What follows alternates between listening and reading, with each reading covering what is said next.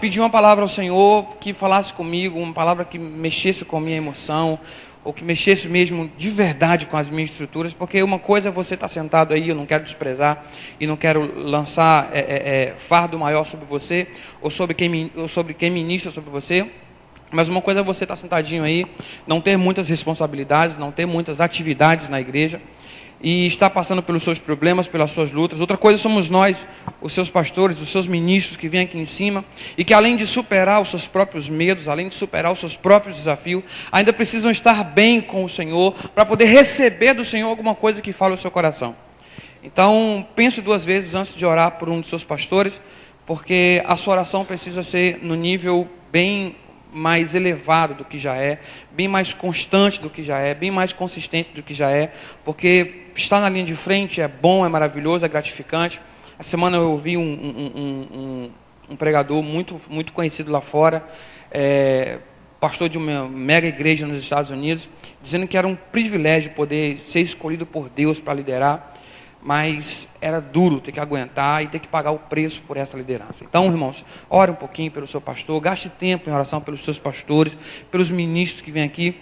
São homens como você, são mulheres como você, mas que estão incumbidos de uma responsabilidade muito grande. Sobre eles, além dessa liberdade que Deus dá para ele ministrar, Deus ainda permite que provas absurdas venham sobre a vida deles. Então, esse é o momento que eu estou passando agora, um momento de indecisão. Eu estou na Paraíba desde finalzinho de fevereiro, início de março, e nesses quase 8 meses, a minha esposa ficou 40 dias comigo. Então vem se somando uma série de coisas, uma série de orações que a gente ainda não está vendo as respostas ainda, uma série de tempestades, ou uma tempestade enorme que se alastra no nosso dia a dia por conta disso. A gente tentou 2 processos administrativos de remoção, de transferência para ela ir para lá. Ela tem uma matrícula federal e todos os 2 processos administrativos foram negados. A gente, graças a Deus, Deus abençoou a gente com um advogado, um cara expert em trabalhar contra a União, em mover processos contra a União.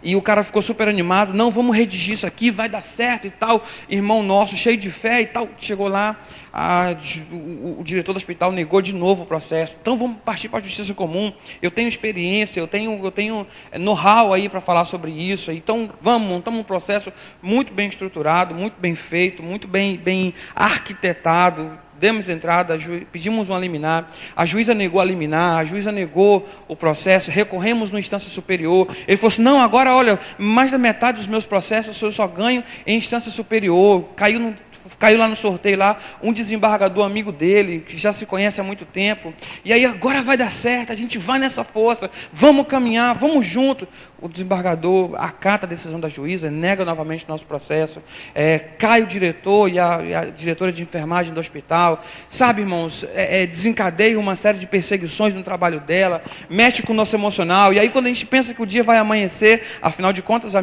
sua Bíblia diz que o nosso choro dura uma noite, e aí a gente, beleza, glória a Deus, está acabando a noite, opa, Cristo está grávida. E aí de novo, irmão, vem um vento forte aí no meio dessa tempestade, e tira essa gravidez, traz nova tristeza, traz novas reflexões, traz profundos momentos de diálogos com Deus. Senhor, por quê? Ou Senhor, para quê? Ou Senhor, qual é a finalidade?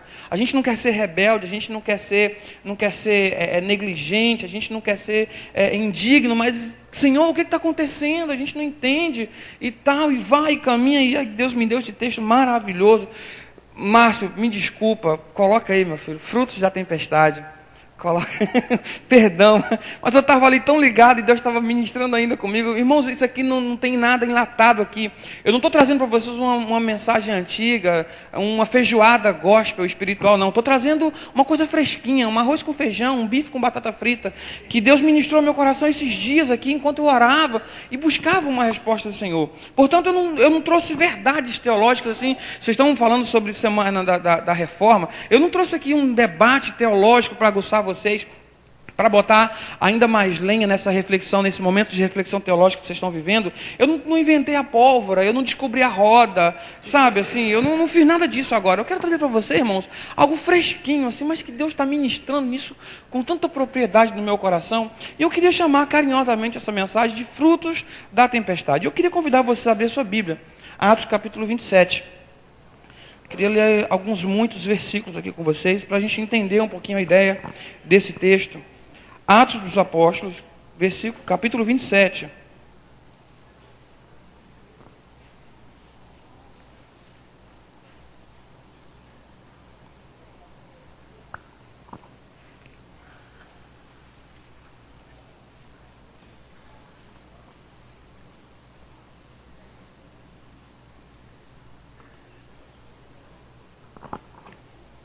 Amém, irmãos? Acharam aí?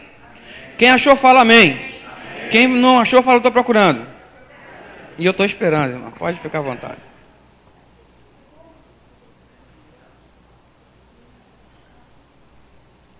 Atos, capítulo 27. Texto muito gostoso de se ler. E que Deus tem ministrado coisas muito legais. Eu queria compartilhar com você. Amém? Acharam aí? Diz assim a palavra do Senhor. Quando ficou decidido que nós navegaríamos para a Itália, observem bem que eles estão indo para a Itália, Paulo e alguns outros presos foram entregues a um centurião chamado Júlio. Um centurião é um chefe de 100 soldados, que pertencia ao regimento imperial. Versículo 2. Embarcamos no navio de Adramítio. Adramítio, um porto perto de Troia, hoje a atual Turquia, que estava de partida para alguns lugares da província da Ásia. E saímos ao mar, estando conosco Aristarco, um macedônio de Tessalônica.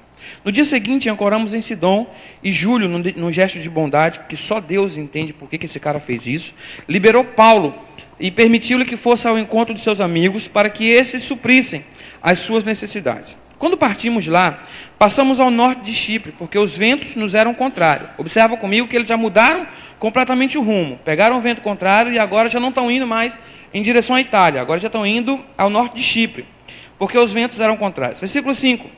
Tendo atravessado o mar aberto, ao longo da Cilícia e da Panfilha, ancoramos em Mirra, na Lícia. Ali o centurião encontrou um navio alexandrino. Aí já mudou de figura, já é um navio maior, já é um navio com muita carga, um navio de cereais que ia para o Egito, ia para Alexandria, o maior porto do Egito. Estava de partida para a Itália e ele nos fez embarcar. Navegamos vagarosamente por muitos dias. Um navio pesado, é óbvio que eles tinham que navegar mais devagar. E tivemos dificuldade para chegar a Cenido, não sendo possível prosseguir em nossa rota devido aos ventos contrários. Navegamos ao sul de Creta, de frente a Salmona, costeamos a ilha com dificuldade, chegamos a um lugar chamado os Bons Portos, perto da cidade de Lazéia. Observa comigo que já é a segunda mudança de rota dele. Estão indo para a Itália, vento contrário, mudam agora para outro lugar, pega vento contrário de novo, já desce para outro lugar, já é a terceira mudança de rota, a segunda mudança de rota dele.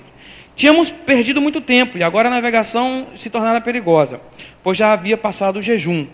E o jejum aqui está se referindo ao dia da expiação, ou o grande dia do arrependimento, ou o Yom Kippur. Aconteceu agora, você deve ter visto na televisão, acontece agora entre setembro e outubro no nosso calendário, que equivale ao mês de Tishri, que é o 7º mês do calendário judaico. É uma festa que acontece onde as pessoas precisam fazer um jejum, que é o dia de purificação, que aí depois eles vão receber o ano novo judaico. Então acontece no 10º dia desse 7º mês. É o grande dia de jejum, ou o grande dia da reconciliação, ou o grande dia do perdão. Ok. Versículo 10. Por isso Paulo os advertiu: Senhores, eu vejo que a nossa viagem será desastrosa e acarretará grande prejuízo para o navio, para a carga e também para a nossa vida. Mas o centurião, em vez de ouvir o que Paulo falava, seguiu o conselho do piloto e do dono do navio. Visto que o porto não era próprio para passar o inverno, a maioria decidiu que deveríamos continuar navegando com a esperança de alcançar Felícia e ali passar o inverno. Este era um porto de Creta, que dava para sudoeste e para noroeste. Ok, versículo 13. Começando a soprar suavemente o vento sul, eles pensaram que haviam obtido o que desejavam. Por isso, levantaram âncoras e foram navegando ao longo da costa de Creta. Pouco tempo depois, desencadeou-se da ilha um vento muito forte, chamado Nordeste. Talvez na sua versão esteja escrito Euroaquilão. O navio foi arrastado pela tempestade, sem poder resistir ao vento. Assim, cessamos as manobras e ficamos à deriva. Passando ao sul de uma pequena ilha chamada Clauda, foi com dificuldade que conseguimos recolher o barco salva-vidas. Levantando, lançaram mão de todos os meios para reforçar o navio com cordas, e temendo que ele encalhasse nos bancos de areia de Sirte, baixaram as velas e deixaram o navio à deriva. No dia seguinte, versículo 18, sendo violentamente castigado pela tempestade, começaram a lançar fora toda a carga. No terceiro dia, lançaram fora com as suas próprias mãos a armação do navio. E eu me perdi aqui no texto. Versículo 20, muito bem. Não aparecendo nem sol nem estrelas por muitos dias, continuando a abater-se sobre nós grande tempestade, finalmente perdemos toda a esperança de salvamento. Visto que os homens, versículo 21, tinham passado muito tempo sem comer, Paulo novamente levantou-se diante deles e disse: os senhores deveriam ter aceitado o meu conselho de não partir de Creta, pois assim teriam evitado este dano e prejuízo. Mas recomendo agora que tenham coragem, pois nenhum de vocês perderá a vida, apenas o navio será destruído. Pois ontem à noite apareceu-me um anjo do Deus a quem pertenço e a quem adoro, dizendo-me: Paulo, não tenha medo. É preciso que você compareça perante César. Deus, por sua graça, lhe deu a vida de todos os que estão navegando com você. 266 pessoas, irmãos. Você vai observar que havia nesse barco. É assim, tenham ânimo, senhores. Creiam em Deus, que acontecerá de modo como me foi dito. Devemos ser arrastados para alguma ilha. Deixa a sua Bíblia aberta, feche seus olhos um instantinho. Pai, mais uma vez, Senhor, diante da tua palavra, nós nos rendemos e nos prostramos. E a nossa oração é que o Senhor fale conosco nessa noite e que o Senhor nos ajude a entender o momento em que estamos vivendo, Pai. Não para não murmurar contra Ti, para não sermos negligentes, para não tomarmos prejuízo, para que a nossa dor seja suportável, seja uma dor menor. Ó Deus, que o Senhor nos ajude a entender que por trás dessa grande tempestade que estamos enfrentando, ainda há um Deus que ama, ainda há um Deus que cuida, ainda há um Deus que zela, ainda há um Deus que se revela em nosso favor. Muito obrigado por essa oportunidade, Senhor. A despeito de mim, a despeito de quem nós somos, ministra aos nossos corações. Fala conosco, Senhor. Nós oramos em nome de Jesus. Amém e amém. Estou percebendo que você está muito caladinho hoje. Está tudo bem por aí? Tá não, né? Olha para o irmão que está do seu lado aí. Olha para ele. Fita os olhos nos olhos dele. Olha no fundo do olho dele aí. Fala para ele assim: meu irmão. Não, estou falando que você não está bem hoje. Fala com vontade. Ele é teu irmão, é filho do mesmo pai. Fala aí: meu irmão, eu te amo em nome de Jesus. Por isso, eu quero ouvir a voz de Deus nessa noite. Deus quer falar comigo. E Deus quer falar contigo. Por isso, a partir de agora, você está proibido de falar comigo até o final da mensagem. Em nome de Jesus. Agora dá um abraço nele para ele não ficar com raiva de você aí, senão... Só para descontrair, irmão. Só para descontrair. Irmãos, é o seguinte. Deus me ensinou 3 grandes coisas nesse texto. E assim, coisas fantásticas que abalaram a minha estrutura. Primeira coisa que eu queria compartilhar com você, e Deus me ensinou esse texto, é que não há mal na minha vida, não há problema na minha vida que não possa ficar pior. É isso mesmo. Não se assuste. Não há problema que eu enfrente, não há problema que você enfrente que não possa piorar. Eu não quero aqui ser profeta de maldição, eu não quero aqui profetizar maldição sobre a sua vida, mas é muito possível e há grandes possibilidades desse problema que você está enfrentando hoje, assim como as minhas dúvidas e as minhas tempestades que eu estou enfrentando hoje, existem grandes possibilidades delas piorarem. Desculpa se eu frustro você dizendo isso. Desculpa se eu vou na contramão do sistema aí que está aí fora e que diz que é mentira, que eu e você não podemos ter problemas e não podemos enfrentar dificuldades. Dificuldades são para esses fracos na fé, como Paulo, Lucas e esses outros aqui da Bíblia, que não podiam enfrentar, que é crente, servo que é servo, não enfrenta dificuldade. Me perdoe se eu digo para você que pode piorar, irmãos, porque a experiência me diz que pode piorar. A minha vivência, o meu momento diz que pode piorar. Não, observe, eu não estou dizendo que vai piorar. Eu estou dizendo que há grandes possibilidades de piorar. Portanto, irmãos, não existe nenhum grande mal que não possa ser maior ainda amanhã.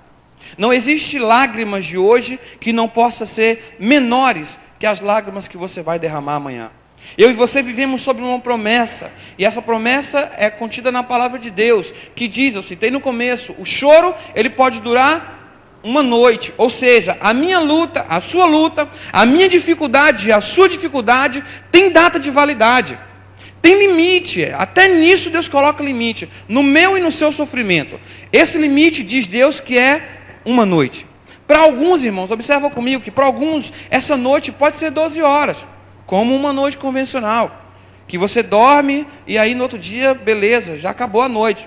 Mas para outros, essa noite, ela pode ser um pouquinho maior, ela pode ter 1 ano, 2 anos, 3 anos, sei lá. Eu conheci uma mulher que estava lutando pela salvação do seu marido, e ela sofria com essa luta há pelo menos 40 anos. Então, ela vivia ainda nesse período de noite, e a noite dela estava durando até aquele momento 40 anos. Eu não sei por quanto tempo vai durar a sua noite, eu não sei por quanto tempo, não tenho a menor ideia de quanto tempo vai durar a noite em que eu estou vivendo. Mas uma coisa eu sei, que vai ter fim. Vai chegar um momento em que o sol vai nascer. E quando o sol nascer, ele vai trazer comigo o que, irmãos? Diz a palavra de Deus, a alegria. O choro, ele dura uma noite, mas a alegria, ela vem ao amanhecer. Vai chegar um momento, na verdade isso ocorre porque eu e você estamos sujeitos ao tempo. E o tempo para mim e para vocês é cronos. Vem do grego cronos, é esse tempo normal. O dia com 24 horas, um mês a semana com 7 dias, um mês com 30 dias, um ano com 360 e lá vai fumaça de dias. Nós vivemos nesse tempo. Deus não vive no cronos, Deus vive em kairos. O tempo passa para Deus de outra forma. Deus vive em kairos. Aí o que acontece? Eu oro, olha a complexidade da coisa, eu oro em cronos. Eu espero a minha resposta em cronos. Eu preciso que a resposta venha em cronos. Já pensou se a resposta vem para mim em kairos? Sabe como é que funciona kairos? Diz a minha Bíblia e a sua Bíblia. Um dia para Deus é como 1000 anos. Imagina aí, irmãos. E 1000 anos para Deus é como um dia. Imagina se Deus responde as minhas orações sempre no kairos dele. É uma luta, é uma dificuldade da gente entender isso, mas chega um momento em que o meu cronos se encontra com o kairos de Deus. E aí o milagre acontece na minha vida. Aí o sol brilha, aí a alegria vem com o amanhecer, e aí a gente fica tudo bem. Mas o problema é enquanto o meu cronos ainda está diferente. O kairos de Deus está batendo aqui, o meu cronos está lá no outro lado da parede. Eu vou te deixar tonto hoje, só de pirraça. Irmãos, o que fazer nesse momento de espera? O que fazer enquanto Deus não responde a minha oração? O que fazer enquanto eu não vejo saída? O que fazer enquanto eu não vejo perspectiva de melhoras? E pior que tudo, a situação está se agravando. O texto de Paulo vai mostrar para mim e para vocês, essa viagem de Paulo a Roma, aí talvez entre 62 e 65, depois de Cristo. Dizem alguns estudiosos aí, e ficam brigando por causa disso. Eu prefiro me ater em outras coisas, mas eles ficam brigando. Era a última viagem de Paulo? Não era. Daqui Paulo já foi preso, já morreu depois, já estava no final de carreira? Não era. E aí vai e volta, não sei o quê e tal. Mas eu não quero me ater a isso. Mas eu quero dizer para os irmãos o seguinte: o cara já estava condenado. Ele já tinha sido preso em Jerusalém, já tinha sido condenado a Jerusalém. Quando ele percebe que ele vai se dar mal no julgamento, ele tem uma sacada e ele recolhe a César, e ele tem esse direito porque ele também é um cidadão romano. E aí ele está longe, Jerusalém é muito longe da Itália, aonde César está, e ele precisa ir. Aí acontece tudo isso que a gente leu, boia o cara, chama alguns amigos para ir junto, não tinha nada a ver na situação, mas embarcou no barco também, entrega o cara a uma guarda reforçada, entrega um único prisioneiro a um chefe de 100 soldados, uma guarda reforçada. Ninguém queria que imprevistos acontecesse, ninguém queria uma rebelião para libertar Paulo. Então vai Paulo seguindo para a Itália, mas acontece que Paulo entra no barco, e Paulo entrou no barco, irmãos, já sabia que o negócio não ia dar certo. Primeiro, ele não entra num barco executivo, primeiro ele não entra num barco oficial. Aqui não tem uma viatura oficial do governo que levaria o prisioneiro, sabe, hoje eu vi uma van passando, transporte tático de preso, e aí isso aqui não, eles entram num navio comercial e vai mar adentro. Quando chega em determinado lugar, não é um navio muito sofisticado, afinal de contas, esse porto aqui de Adramítio é uma cidade pequena, um porto pequeno. Então, mas aí quando chega em determinado lugar, eles encontram um barco grande, agora um navio alexandrino, agora alguém alguém que tinha experiência em andar por aqueles mares. Agora, alguém que poderia passar uma segurança para aquela situação que já começava a ficar complicada, entre os versículos 1 e 2. Até o versículo 5. Mas aí o que acontece é que quando chega naquele lugar, eles mudam de navio, agora eles vão para um navio um pouco melhor, um navio grande, um navio de carga, um navio acostumado a fazer aquela rota, mas um navio de uma tripulação que não estava nem aí para conselhos. Para conselhos. E dentre esses frutos da tempestade, o primeiro fruto que eu percebo aqui é uma geração incrédula aos conselhos de Paulo. Paulo percebe no versículo 10 que a situação não está bem, e ele vai dizer assim: senhores, eu estou percebendo que tem alguma coisa estranha aqui, e eu estou percebendo que essa viagem vai ser desastrosa, tanto para a gente, tanto para o navio, quanto para a carga. Então vamos parar, vamos esperar um pouquinho, os mares, os ventos vão ficar bons daqui a pouco. Mas diz a minha Bíblia que no versículo 10, ao invés do centurião dar ouvidos ao que Paulo dizia, o centurião resolveu seguir o conselho do piloto e o conselho do dono do navio. É o típico caso em que a experiência se confronta com a fé. É o típico caso de que a minha fé e a sua fé se depara com um obstáculo chamado experiência.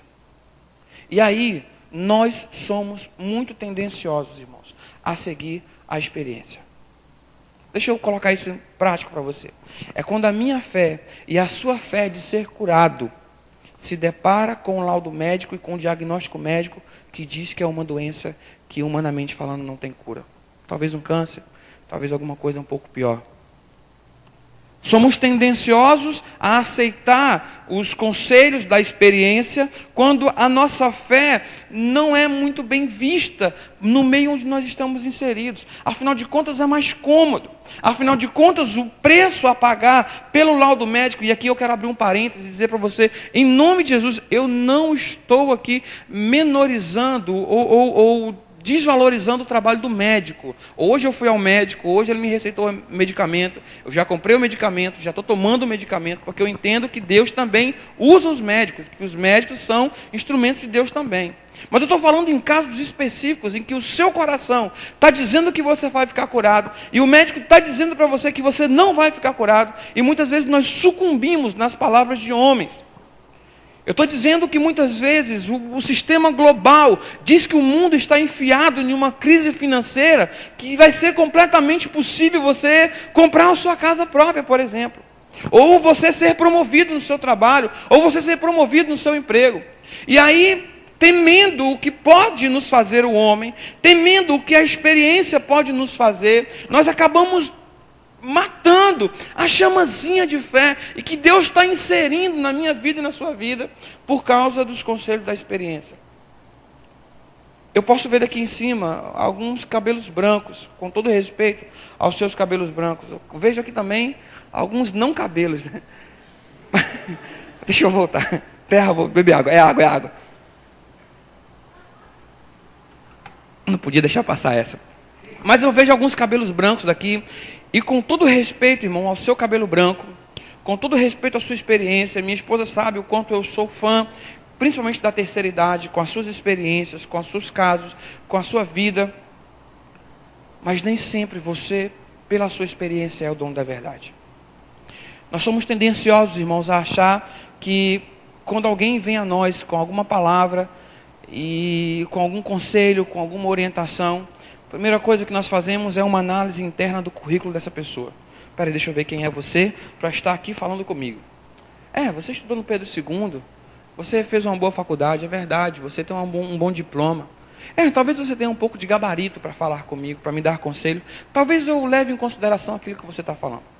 Mas quando isso não acontece, quando vem a nós nos dar conselho, pessoas que são inferiores academicamente falando, ou culturalmente falando, vem falar conosco, às vezes nós temos um pouco de resistência por causa do desnível. A gente olha muito isso, a gente é mesquinho demais, e olha muito essa coisa do pequenininho falando com o maior, ou do não estudado falando com o pós-graduado, e nossa tendência é isolar essas pessoas, porque, na verdade, a nossa experiência diz que não é bem assim. E muitas vezes nós perdemos oportunidades excelentes de ouvirmos bons conselhos. de ouvirmos grandes orientações para as nossas vidas, porque nós olhamos com um olhar de desprezo para as pessoas que vêm até nós. Muitas vezes eu estou colocando eu estou me colocando nesse conjunto. Nós nos achamos tão acima do bem e do mal, porque já alcançamos um patamar social, porque já alcançamos um cargo legal no nosso trabalho, porque já alcançamos um status no meio que nós estamos inseridos, que qualquer coisa que venha de baixo para cima não é bem-vinda, não é bem-quista, não é bem aceita no nosso meio. Eu e você, irmãos, com todo respeito aos seus cabelos brancos, com todo respeito à sua experiência acadêmica, com todo respeito à sua experiência profissional, eu e você precisamos, diante da palavra de Deus, que é a nossa maior fonte aconselhadora, que é a nossa maior riqueza em termos de conselhos, eu e você precisamos descer do salto. Muitas vezes eu e você precisamos baixar a crista e perceber que nós não estamos com essa bola toda. E ouvir, porque muitas vezes Deus quer usar, e Deus é especialista nisso. É especialista nisso. Eu me recordo com muita alegria de ver Naamã e aquela menina, uma escrava, mulher na cultura judaica, mulher, e além de ser mulher, escrava. Empregada do cara, você lembra essa história? Naamã tinha lepra, um chefe poderosíssimo da guarda, e tinha lepra, e a menina chega para Naamã, e assim, com toda a autoridade, ela diz assim: se você conhecesse os homens de Deus que tem na minha terra, você ficaria curado. Em outras palavras, ela diz assim: posso te dar um conselho, chefe? Com todo respeito, a medicina não pode fazer mais nada por você, está na hora de você procurar o meu pastor. Quantas vezes eu e você temos essa autoridade? Mas tudo bem, eu não quero falar dessa autoridade, eu quero falar da postura de Naamã.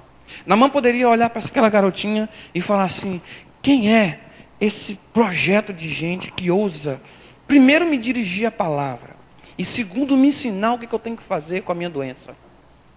Imagina se Naamã tivesse feito isso. Mas não, Naamã ouviu aquele conselho, e Naamã foi procurar o homem de Deus. O homem de Deus não recebeu Naamã, e o homem de Deus lá da coisa, pegou o interfone e falou assim: oi, pronto, quem é? Bom dia, boa tarde. Aí Naamã falou assim: eu sou Naamã, eu vim aqui falar com você. Ele já sabia de tudo, falou assim: vai lá e mergulha 7 vezes no Rio Jordão. E Naamã, diz a Bíblia que ele olha para o cara assim: tá maluco? Pirou na batatinha. Mergulhar no Jordão, e 7 vezes? Por acaso onde eu moro não tem rios maiores, não tem rios melhores, mais cheios, mais transbordantes, mais vistosos do que o Jordão? Irmão, você já viu o Jordão? Você já viu foto do Rio Jordão? Pelo menos acho que eu vi córregos que não chegam na metade da minha canela. Imagina mergulhar naquilo ali, uma autoridade, irmãos.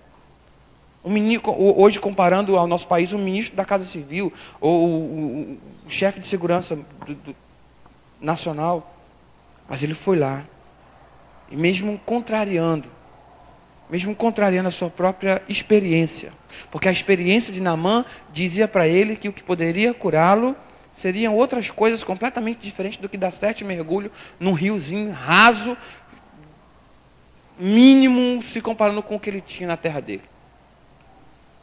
Mas ele vai lá, mergulha e é curado da sua lepra. A experiência frustrando a fé, o sobrenatural frustrando a experiência. Deus é especialista nisso, irmãos. Lembra de Elias, lá no Monte Carmelo?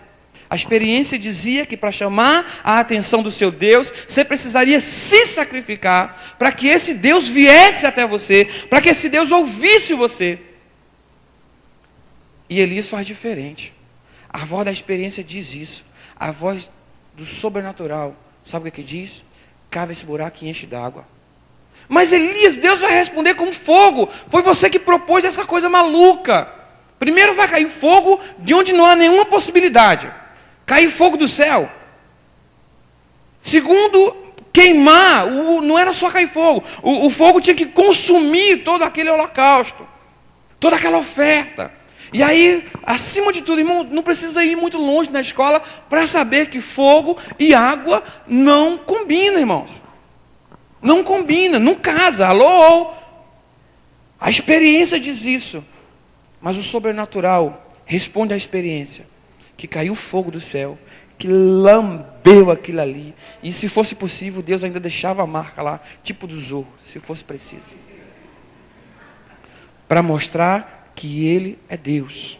Para mostrar que o sobrenatural sempre, sempre, sempre vai frustrar a experiência quando Deus assim o quiser. e quando Deus assim o determinar.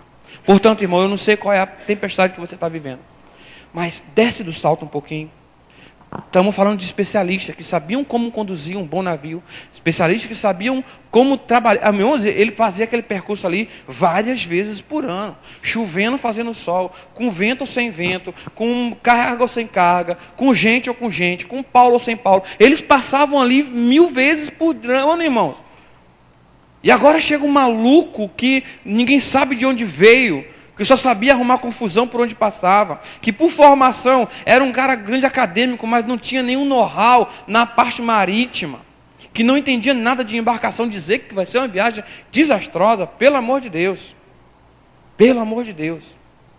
Mas às vezes nós precisamos fazer assim, irmãos. Nós precisamos frustrar a experiência.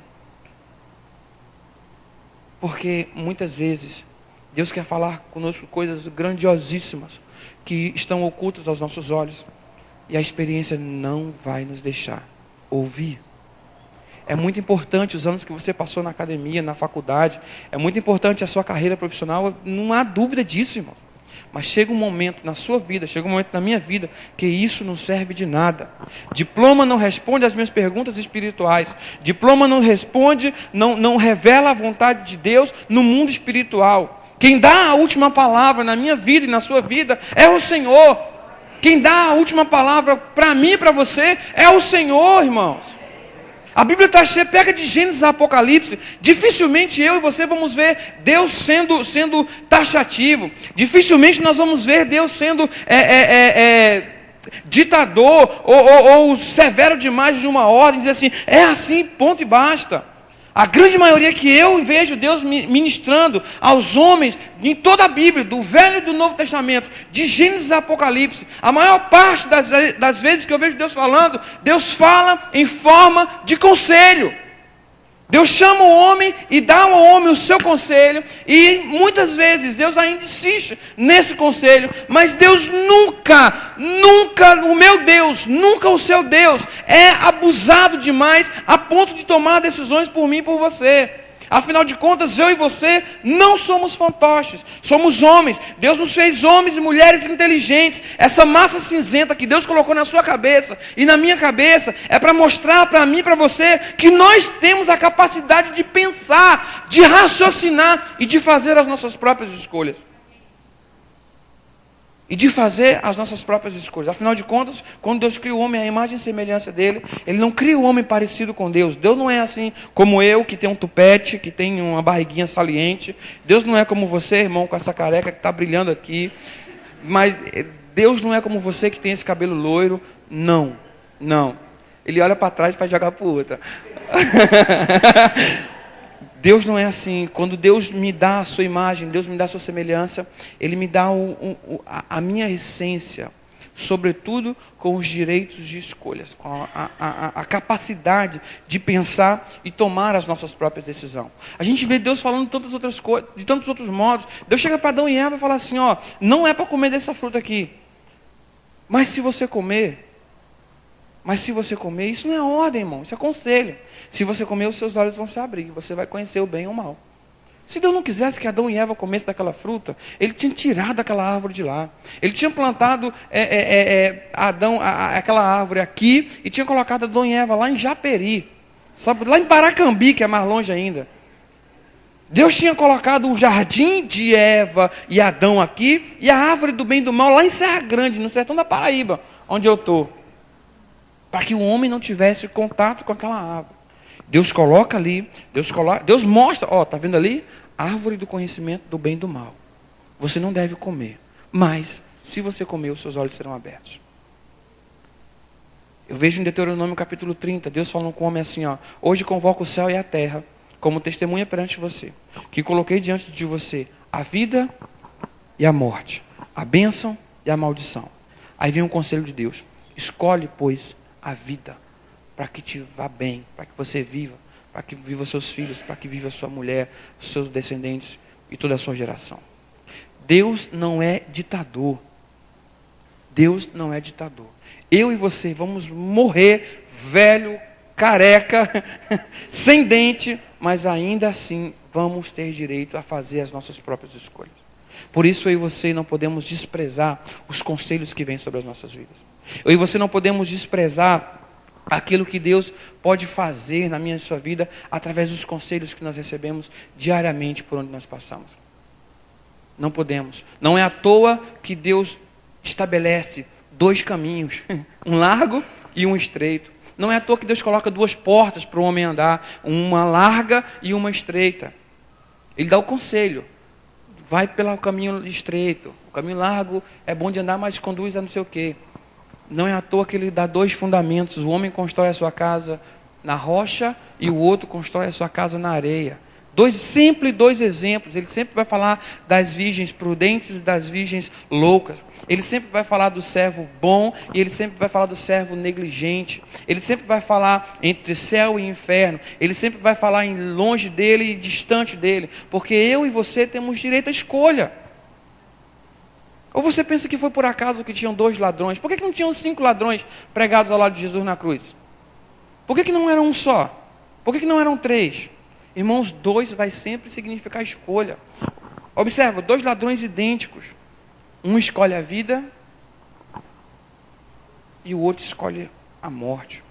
Uma mulher escolhe fazer os afazeres de casa, a outra escolhe estar sentada ao lado de Jesus. E assim vai, a Bíblia vai se desdobrando, e eu convido a você a trabalhar depois isso aí na sua casa, no seu devocional, sobre essas escolhas, para perceber que Deus sempre nos dá a opção de escolha. Por isso, irmão, se eu estou passando por um mau momento, se você está passando por um mau momento, talvez não seja possível sair desse mau momento, mas nós podemos escolher morrer nesse mau momento, ficar aqui atolado nesse mau momento, ou podemos escolher sair daqui, alçar voos mais altos, ver a resposta de Deus para as nossas orações, continuar buscando, continuar adorando ao Senhor, continuar honrando, continuar celebrando a Deus, mesmo sem ver coisa alguma. Essa viagem desencarrega uma série de perdas. Versículo 15, o navio foi arrastado pela tempestade, sem poder resistir ao vento, e assim cessamos as manobras e ficamos à deriva. Nós estamos falando de um navio grande, navio de carga, que esse navio ele não costumava andar contra o vento, ou ele não costumava fazer manobras de atravessar para ficar lateral ao vento. Não aguentava, ia tombar, ia morrer todo mundo. Então ele precisava deixar o navio ir aonde o vento soprasse. Quantas vezes, irmãos, eu e você não temos mais condição de lutar? Quantas vezes eu e você não temos mais condição de pelejar, não temos mais condições de navegar, não temos mais condições de prosseguir, e ficamos à deriva. Perde o controle da situação, acabou, não tem mais jeito, o que eu vou fazer? O vento está contrário, se eu forçar demais eu morro. Cheguei no meu limite, chegou no fim de tudo aquilo que eu poderia fazer, chegou no limite em que não dá para fazer mais nada, agora é só cantar Zeca Pagodinho, deixa a vida me levar, vida leva eu. Não dá mais para fazer nada. Não dá mais para fazer nada. Segunda perda que esses homens tiveram. Versículos 19. No terceiro dia lançaram fora com as suas próprias mãos toda a armação do navio.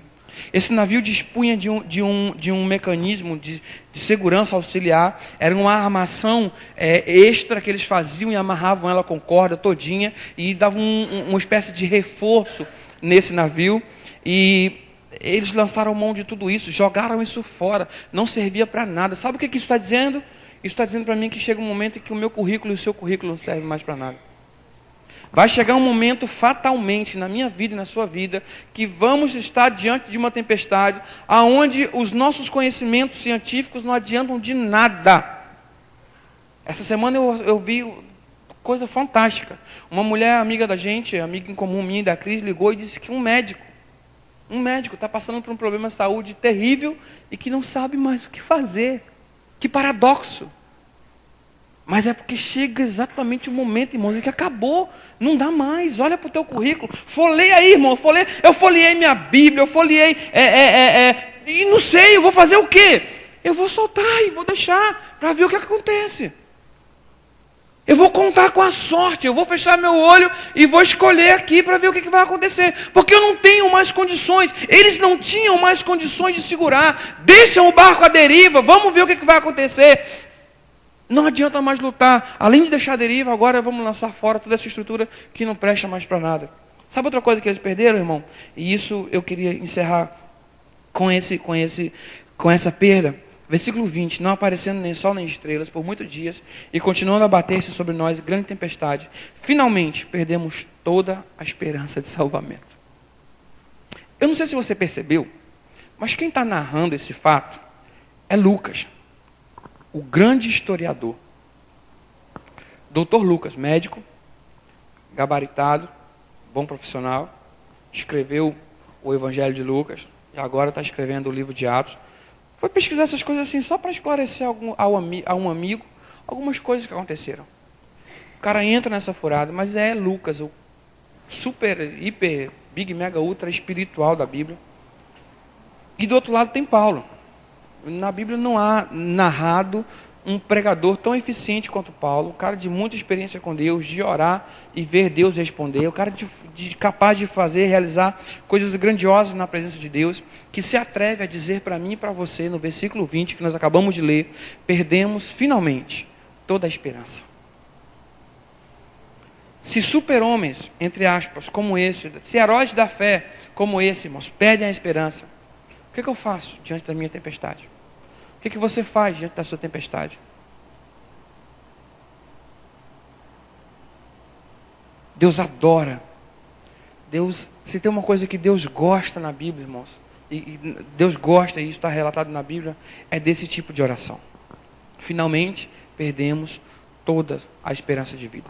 266 pessoas, homens experientes, homens acostumados com o mar, grandes líderes, homens acostumados. Aqui tinha um chefe de 100 soldados, não se de 100, não se esqueçam disso. Aqui havia o grande Paulo, aqui havia o grande Lucas, e grandes outras pessoas aqui nesse barco, experientes, mas que perderam toda a sua esperança. Na verdade, eu vou repetir para ficar gravado para você. Esse é o tipo de oração que mexe com Deus. Esse é o tipo de declaração que mexe com Deus. Mas às vezes eu e você somos levados, movidos por sei lá o quê, a achar que nós estamos acima do bem e do mal. E que tudo pode acontecer conosco, menos perder a esperança. Você sabe quem estava escrevendo isso aqui, irmãos? É Paulo. E é Lucas, que estava falando sobre Paulo. Sabe o que Paulo escreveu lá em Romanos? Capítulo 4, versículo... Romanos, capítulo 5... deixa eu ver... Capítulo 4... Não. Capítulo 5, versículo 2. Olha comigo o que diz aqui, ó. Por meio de quem obtivemos acesso pela fé, na qual agora estamos firmes e nos gloriamos na esperança da glória de Deus. Um homem que tinha esperança da glória de Deus. E aí ele segue dizendo o seguinte, ó, não só isso, mas também nos gloriamos nas tribulações, porque sabemos que a tribulação produz perseverança, e a perseverança um caráter aprovado, e o caráter aprovado produz esperança. Esse homem que escreveu isso chutou o pau da barraca e diz assim, não tem mais esperança. Não tem mais esperança. E ele faz, sem saber, talvez, faz a declaração que Deus mais gosta de ouvir. E você sabe o que acontece nos versículos seguintes, para a gente orar. Versículo 21, ele vai dizer assim, revestido de um profundo desespero. Só Deus sabe aqui. O que acontece aqui é que eles não viam mais sol, nem lua, nem estrela, não tinha mais nada, o cara não via mais nada, só via chuva e vento e onda, chuva, vento e onda. Ele diz, não tenho mais esperança, são todos tomados de um profundo desespero. E ele diz assim, visto que os homens tinham passado muito tempo sem comer, Paulo se levantou diante deles e disse, os senhores deviam ter aceitado meu conselho de não partir para Creta, pois assim teriam evitado te dano prejuízo. Mas agora recomendo-lhes que tenham coragem, pois nenhum de vocês perderá a vida, apenas o navio será destruído. Pois ontem à noite apareceu-me um anjo de Deus, do Deus a quem pertenço e a quem adoro, dizendo-me, Paulo, não tenha medo, é preciso que você compareça perante César. Deus, por sua graça, deu-lhe a vida de todos os que estão navegando com você. Assim, tenham ânimo, senhores, coragem, creio em Deus que acontecerá do modo como me foi dito. Devemos ser arrastados para alguma ilha. O que acontece nessa cena, logo em seguida, irmãos, é que Paulo dorme. Eu não sei como o cara consegue dormir no meio de uma tempestade marítima. Eu atravessei de balsa um dia da Praça 15 para Niterói. E deu um ventinho mais forte, jogou água dentro da barca e eu fiquei desesperado. E eu fico imaginando esse cara aqui com mais de 15 dias, sem ver sol, nem lua, nem estrela, nem nada, só vento, soprando, navio quebrando, navio se arrebentando, prejuízo para lá e para cá, o cara consegue dormir. Você está rindo, irmão? Mas foi exatamente na hora que ele disse assim, perdi a esperança, e que ele dormiu, que Deus apareceu para ele em sonho. Irmãos, que Deus é esse? Que Deus é esse que fala com o homem no meio da tempestade? Que Deus é esse que primeiro dá a condição do cara dormir. Irmão, você não está dormindo, desculpa aí, porque você está orando pouco. Ou talvez esteja orando tanto que não dá tempo de você dormir. Mas às vezes você precisa dar uma paradinha aí no meio do furacão, para poder Deus falar contigo. Não tem como Deus falar com você, não vai e vem, no corre-corre, na agitação, no corre para lá, corre para cá, paga a conta, trabalha, ganha dinheiro, dorme, paga a conta, acorda, paga dinheiro, baguncei tudo. Mas acontece nesse ciclo doido que a gente vive. Não tem como a gente viver e não tem como Deus falar com você. Deus precisa às vezes tirar você de cena. Ei, vem cá, puxa você da multidão e traz você para um cantinho e ministra o seu coração. Para pensar na possibilidade de esquecer, já está tudo destruído, irmão. Já não tem mais esperança, já está tudo quebrado, o barco já está à deriva, a tempestade já está forte demais. Pensa na possibilidade de tirar um dia de férias. Mas pastor, você está ficando doido, dia de férias na tribulação. Irmão, pior do que está, pode ficar, você trabalhando ou você aqui correndo. Mas para um pouquinho para pensar, para um pouquinho para refletir, para um pouquinho para dormir e ouvir a voz de Deus, porque Deus quer falar com você e ainda não conseguiu falar no meio dessa agitação toda. Às vezes é necessário abrir mão, às vezes é necessário, eu vi isso essa semana, eu falei, meu Deus, como tu és tremendo. Às vezes é necessário dar um passo atrás, sai da muvuca, sai do tumulto, sai da agitação, sai do meio da tempestade, te desliga um pouco disso tudo, é completamente possível, e Deus vai ministrar ao seu coração. Que Deus é esse, irmãos, que fala no meio do furacão? É o mesmo Deus que disse a Davi assim, ó, ainda que eu ande pelo vale da sombra, lá dentro do vale da sombra e da morte, Deus fala com Davi, Deus está lá. É o mesmo Deus que falou com Isaías lá no capítulo 43, quando você, observa que não é condicional se você passar pelo fogo, é quando você passar pelo fogo, Ele não queimará você, porque a minha mão, eu estou contigo. E ele diz assim, ó, quando você passa, é fatal, irmãos, é fato, eu e você vamos precisar passar pelo fogo, eu e você vamos precisar passar pela água, para aprender coisas grandes de Deus. Mas a verdade maior é que quando eu passar, quando você passar, o nosso Deus vai estar ao nosso lado. Ele não nos abandona nem em meio à tempestade, Ele não nos abandona nem em meio ao fogo. Essa semana eu vi uma reflexão tão maravilhosa dos amigos de Daniel na fornalha ardente, irmãos. Que Deus é esse que está comigo, irmãos, quando todo mundo está contra mim. Que Deus é esse que me abraça quando todo mundo me condena. Que Deus é esse que me traz para perto quando todo mundo me joga para fora e diz que eu não sirvo para nada. Esse é o Deus que nós servimos. Esse é o Deus que nos ensina que é preciso caminhar, mesmo sem entender o que está acontecendo. Mas acima de tudo, esse é o Deus que nos preserva. Esse é um Deus que cuida. Esse é um Deus que trabalha incondicionalmente, não dorme. Paulo dormiu, mas enquanto Paulo dormia para sonhar, Deus estava trabalhando. Irmãos, enquanto o vento estava soprando, Deus estava lá sentado, dando risada, não ia lá, agora afunda. Imagina aí Deus e Jesus lá, parecendo brincando de PlayStation lá, e agora vai afundar o barco, e agora vou mandar um vento sul, agora vou mandar um vento. Não, irmãos, enquanto o vento soprava, Deus cuidava da vida de Paulo e de todo mundo que estava naquela embarcação. Enquanto o vento sopra, enquanto o mar está bravo, enquanto a situação está caótica, Deus está trabalhando em teu favor. Enquanto nós choramos, é Ele que recolhe as nossas lágrimas. Enquanto nós sofremos, é Ele que está trabalhando para dar um jeito no nosso sofrimento. Enquanto nós estamos chorando porque é noite, é Ele que está providenciando e dando ordens para o sol brilhar e acabar com a nossa noite e trazer a alegria para a minha vida e para a sua vida. O que eu não posso, irmãos, o que eu não posso é sair por aí espraguejando todo mundo. Agora a minha igreja não serve mais. Agora meu pastor perdeu a unção, porque não tem condição de estar passando por isso. O que não pode é eu e você sair por aí praguejando Deus, esquecer de tudo aquilo que Deus já fez na minha vida e na sua vida. Tantos outros livramentos que Deus já deu para mim, para minha família. Tantas outras respostas de oração, irmãos. Eu seria ingrato demais se eu negligenciasse Deus nesse momento. Quantas outras respostas de oração Deus já me deu. Quantos milagres ainda maiores Deus já fez. Será que Deus vai me deixar morrer nessa tempestade? Será que Deus fazer igual os discípulos? Senhor, o Senhor não se importa de que em outra tempestade, o Senhor não se importa de que nós morramos.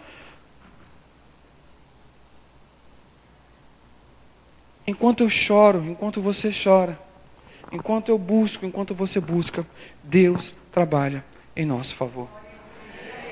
Deus trabalha em nosso favor. O que eu não posso, a segunda grande, eu falei que tinha aprendido 3 verdades, só compartilhei uma com você, mas a segunda verdade que Deus ministra ao meu coração é que Ele é poderoso para falar comigo, mesmo no meio da tempestade. Ele tem poder suficiente para me fazer ouvir a sua voz, mesmo em meio às outras vozes do vento forte, da água batendo, do navio se quebrando, dos homens gritando, das mulheres se desesperando. Ele ainda tem poder para fazer a sua voz ser audível ao meu coração e ao seu coração. E a terceira grande verdade que eu aprendi nesse texto, que me mudou a forma como eu estou encarando, é que com barco ou sem barco, com carga ou sem carga, com estrutura ou sem estrutura, inteiro ou pela metade, se Deus prometeu para mim, eu vou viver para poder receber isso. Que Deus abençoe, irmãos, em nome de Jesus, pastor.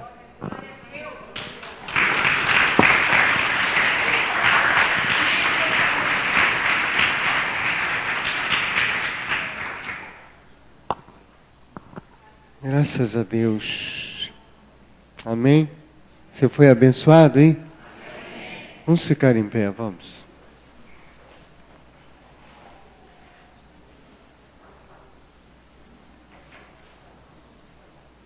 Que bom que você pôde ouvir uma palavra dessa, né? Que bom que nós podemos ouvir. Como eu falei no início do culto, tem alguns lugares por aí que já não se ouve mais uma palavra assim. É só que você nunca vai cair na fornalha. E muitas vezes Deus não nos livra da fornalha, mas nos livra na fornalha. Deus muitas vezes não nos livra da cova dos leões, mas Ele nos livra na cova dos leões. Ele não nos abandona. Está sempre com a gente. Está sempre cuidando do nosso coração, da nossa vida, do nosso ser, da nossa casa, da nossa família. Nosso Deus é o Deus, como eu li no início, Isaías 64:4. Nunca se ouviu ou se viu um Deus além de ti, que trabalha por aqueles que nele esperam. Deus trabalha pela tua vida. Deus trabalha pela nossa vida. Pode ser a noite mais escura. Pode ser um momento de maior turbulência. Às vezes, irmãos, quase certo, é no meio do furacão, da turbulência, que a gente mais consegue perceber a voz de Deus. Às vezes, na calmaria, a voz de Deus se confunde com outras vozes. Mas quando a coisa está feia, quando o barulho é intenso, é muitas vezes nesse momento que a gente consegue ouvir a voz de Deus, porque ela vem de forma especial para trazer o conforto, trazer o alívio, trazer o conforto que nós precisamos. Eu vou orar encerrando o culto desta noite. E eu queria que você aproveitasse essa palavra tão maravilhosa, tão importante, tão atual, tão necessária nos dias em que nós vivemos. Eu queria que você aproveitasse esse momento de oração final, encerrando o culto desta noite, para você colocar diante de Deus as suas tribulações, diante de Deus esse seu problema. Diante dele, isso que está atormentando a tua vida.